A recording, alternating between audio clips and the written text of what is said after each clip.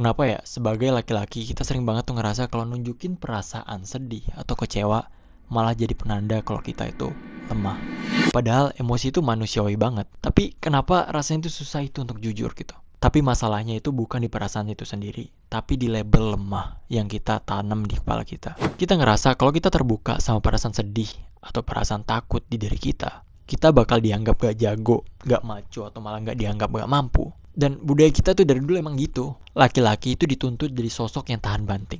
Dan akhirnya kita terbiasa dengan semua rasa sakit yang kita alami, sampai kita ngerasa kalau cuman rasa marah yang boleh kita tunjukin ke orang lain. Jadi sebagai contoh, lu nahan diri untuk mau cerita, lu lagi capek, lu lagi stres sama hidup lu sendiri. Lu takut kalau lu jujur, lu bakal dicap gagal sebagai orang atau sebagai cowok. Dan bukan lagi sebagai sosok yang bisa diandalin. Lu lebih memilih memendam semua perasaan yang lu alami daripada curhat ke orang terdekat lu. Lu ngerasa kalau misal lu harus jaga image supaya orang lain tuh ngecap lu sebagai orang yang kuat. Lu berasumsi kalau misal cowok yang nunjukin emosi itu bakal dianggap rendah.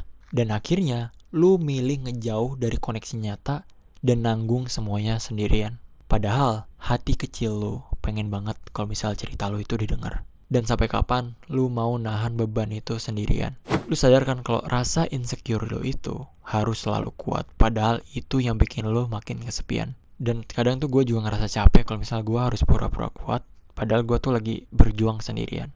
Dan kabar baiknya adalah ngakuin perasaan lo ini bukan tanda lemah. Dan itu adalah sebaliknya. Itu adalah tanda keberanian dan gak ada yang salah sama sekali sama emosi manusiawi.